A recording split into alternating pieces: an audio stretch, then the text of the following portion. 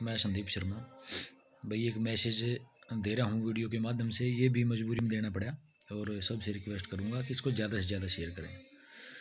पिछले काफ़ी दिनों से एक PDF लेटर फाइल बना रखी है, पलवल डिस्ट्रिक्ट से है। वो एक सर्विसमैन कोई इनकी अपनी एसोसिएशन है या वेलफेयर कोई भी है जो उनकी संस्था है, वो बार बार जो है अपने आप को हाईलाइट करने के लिए होमगार्ड जवानों को अनुभवहीन या ओछा दिखाने की कोशिश कर रहे हैं।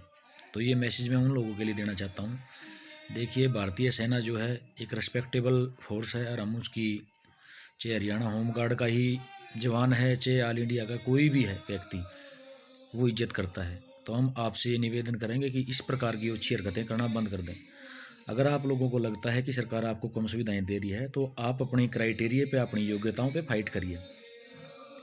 मैं कहना तो नहीं चाहता था, लेकिन आज मैं आपको कह रहा हूँ, ये सरकार का सबसे बड़ा गलत स्टेप है जो आप लोगों को दोबारा यहाँ पे सर्विस दे रहे हैं। अगर आप लोगों की इतनी अच्छी योग्यताएं हैं तो आप फौज से क्यों आते हो? मैं एक सलाह दूंगा आप लोगों को भी और सरकार से भी रिक्वेस्ट करूंगा कि इनको भर्ती करने की बजाय इनके बच्चों को रोज़गार दें। आप लोगों को सेना अगर पेंशन देती है वो इसलिए नहीं देती है कि आप लोग जाके कहीं और रोज़गार करें। जब आप पेंशन आते हो तो सेना आपका एक एग्रीमेंट साइन करवाती है और उसमें आपको पेंशन का ये जो हक दिया हुआ है इसलिए दिया हुआ है कि जब भी सेना को ज़रूरत पड़ेगी वो आपको बिना रोक टोक के बुला सकती है। और दूसरी बात है, आप बार बार इस लेटर में ये लिख रहे हो, वायरल कर रहे हो कि जो है जी अनुभवहीन होमगार्ड हैं, इनके बराबर हमारा वेतन, हमारी बेइज्जती है।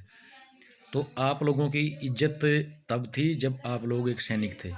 अब आप सिविलियन हो, हर तरह की सुविधाएं ले रहे हो और आप लोग तो हरियाणा के बेरोज़गार नवयुवकों के ऊपर बोझ हो। आप दोबारा बेरोज़गारी बढ़ा रहे हो। जब आपको पेंशन मिल रही है, आपको सारी सुविधाएं मिल रही हैं, तो आप उनके हकों पर वार कर रहे हो।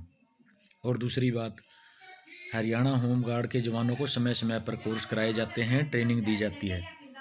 और आप लोगों को फ़ौज के अंदर एक तरह की फ़ौज नहीं होती जो सरहदों पर लड़ती है। फ़ौज के अंदर से कई तरह के सैनिक रिटायर होते हैं, उसमें ट्रेडमैन भी होते हैं, 4th क्लास सेवादार, वो भी आके यहाँ एक सैनिक का दर्जा देते हैं। तो आप लोग पहले अपना आत्मविश्लेषण करिए कि जो SPO के अंदर जो फौजी तैनात हैं उनके अंदर क्या सारे ही सैनिक ट्रेड से हैं? क्योंकि हरियाणा पुलिस के अंदर जब SPO भर्ती किए जाते हैं तो ये आप लोगों के बारीकी से कागज़ चेक नहीं करते। हरियाणा होमगार्ड के अंदर BA MA और उच्च शिक्षा